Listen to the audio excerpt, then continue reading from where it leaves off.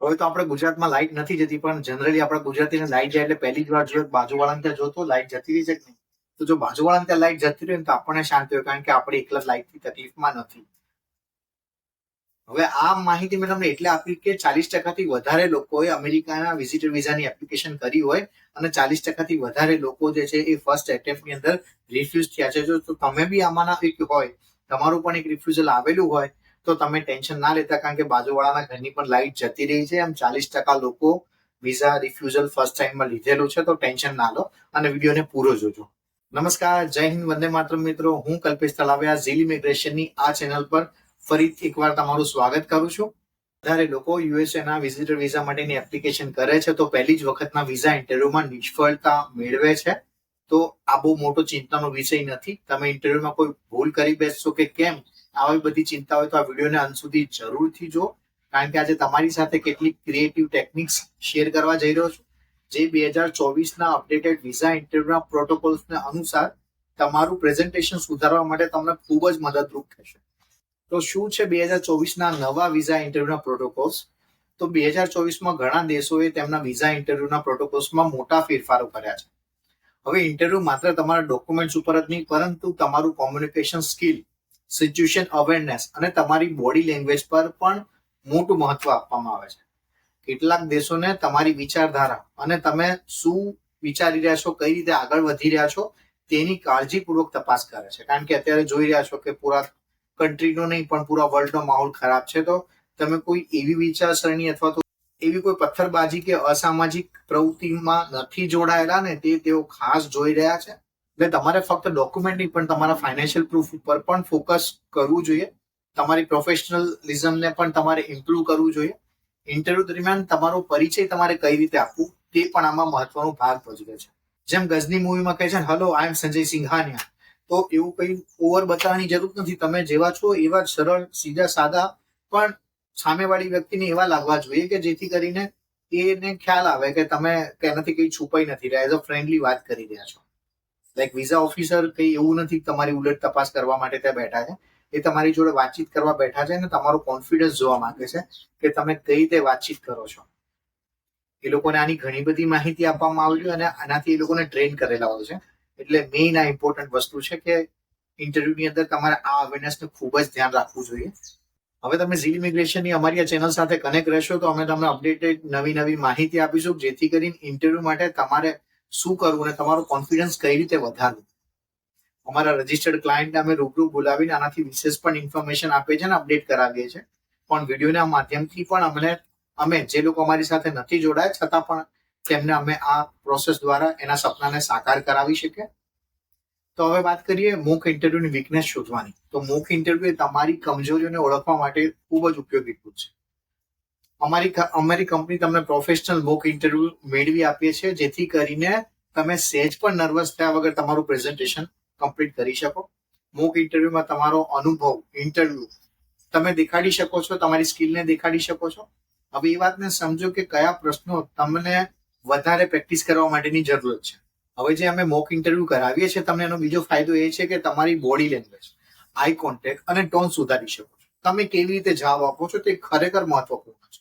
Mock ઇન્ટરવ્યુનો બીજો ફાયદો એ છે કે તમારી બોડી લેંગ્વેજ, આઈ કોન્ટેક્ટ અને નર્વસ ફીલ કરો છો.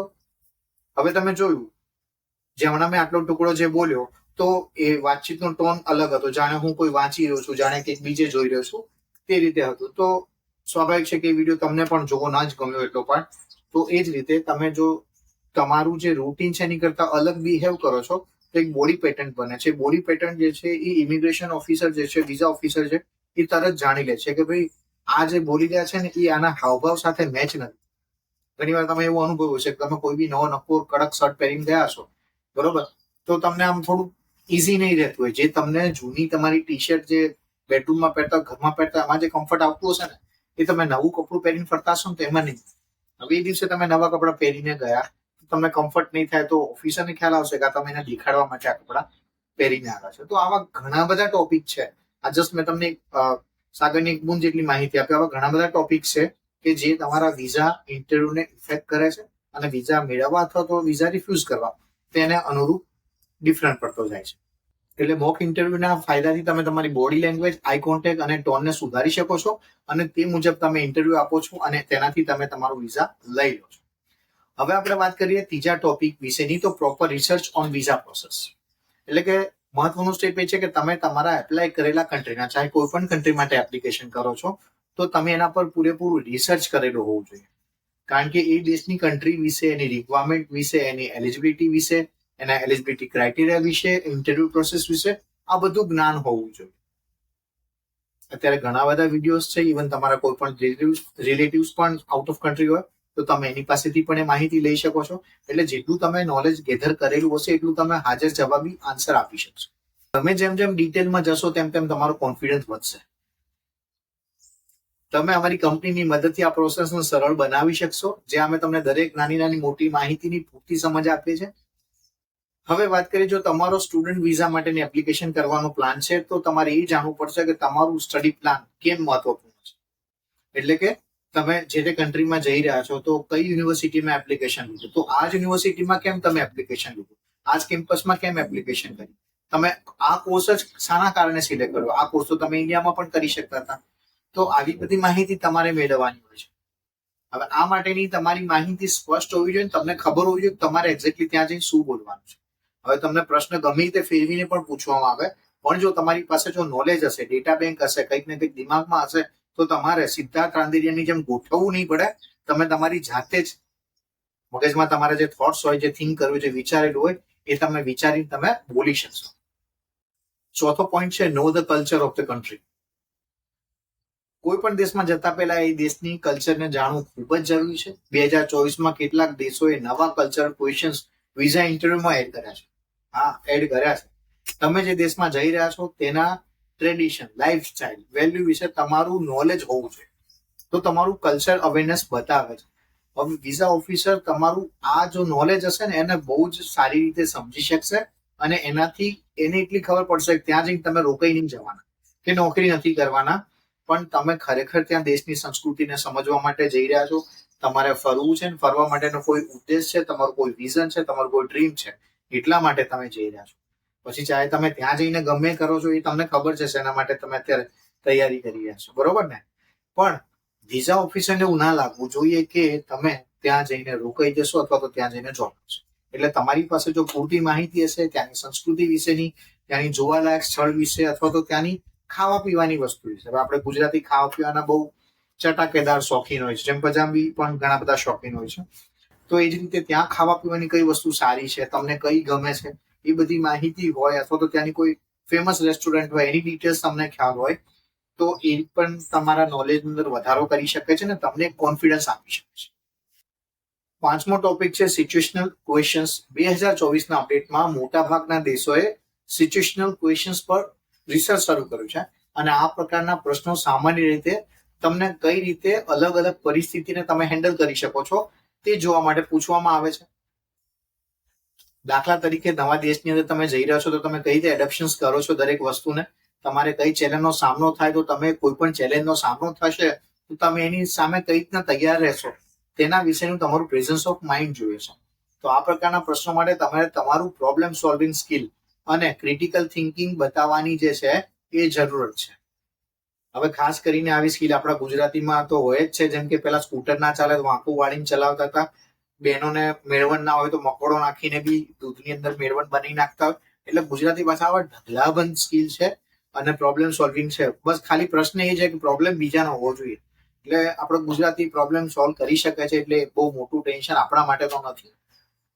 અમે આ પ્રશ્નોના પરિચય સાથે મોક સિચ્યુએશન્સ જે ઇન્ટરવ્યુ પણ તમને કરાવીએ છીએ, જેથી કરીને નવા નવા પ્રકારના પ્રશ્નો તમે સારી રીતે તૈયારી કરી શકો. એટલે કે તમે જે કંઈ પણ બિઝનેસ કરો છો એને રિલેટેડ અમે ટોટલ તમારી પાસેથી માહિતી લઈએ છીએ અને એના માહિતીના અનુરૂપ અમે તમને પ્રશ્નો તૈયાર કરાવીએ છીએ અને એના જવાબ તૈયાર કરીને પછી અમે મોક ઇન્ટરવ્યુ કરાવીએ છીએ. મેક્સિમમ અમારા વિઝા પ્રોસેસ જે થયા છે એ વિઝા ઇન્ટરવ્યુ પ્રિપરેશનના કારણે જ મેક્સિમમ વિઝા રેશિયો અમારો સક્સેસ રહ્યો છે. તો અમે તમારી પ્રોફાઇલને એસેસ કરીને પણ તમને ડિટેલ્સમાં સર્વિસીસ આપીએ છીએ. હવે છઠ્ઠો પોઈન્ટ છે પ્રોફેશનલિઝમ અને પર્સનાલિટી. તમારી પ્રોફેશનલિઝમ અને પર્સનાલિટી પર હવે મોટી એક ભૂમિકા ભજવે છે તમારા વિઝા મેળવવા માટે. તમારું ડ્રેસિંગ સ્ટાઇલથી લઈને તમારું બિહેવિયર સુધીનું તમારું ઓવરઓલ પ્રેઝન્ટેશન એ તમને વિઝા ઇન્ટરવ્યુમાં સફળતા તરફ દોરી શકે છે. હવે આના માટેનો પણ અમે એક આખો લાંબો સેશન રાખેલો છે કે જેના લીધે તમે તમારું કોન્ફિડન્સ અને બોડી લેંગ્વેજ તમે ડેવલપ કરી શકો છો. ઇવન તમે એ દિવસે કયા કપડાં પહેરીને જશો એ કપડામાં પણ અમે ઓફિસ પર બોલાવીને ઇન્ટરવ્યુ પ્રિપરેશન કરાવીએ છીએ. 7મો ટોપિક વાત કરીએ કે પર્સનલ એક્સપિરિયન્સ એક ક્લાયન્ટનો શેર કરું. તો અમારે ક્લાયન્ટ હતા, એને ક્યારે આવું કોઈ ઇન્ટરવ્યુ નતું આપ્યું. સારો મોટો બિઝનેસ છે પણ એને બોલવાનું આવે તો કોઈને ઇન્ટરવ્યુ તરીકે જવાબ આપવાનો થાય તો પગ ધ્રુજવા માંડે, થથરવા માંડે. એટલે બહુ નર્વસ હતા. પણ ધીરે ધીરે અહીંયા આવ્યા, પ્રેક્ટિસ કરતા ગયા, સુધારતા ગયા. પહેલા તો એ બોલી નતા શકતા, આંખની આંખ સામું મિલાઈને બોલી નતા શકતા.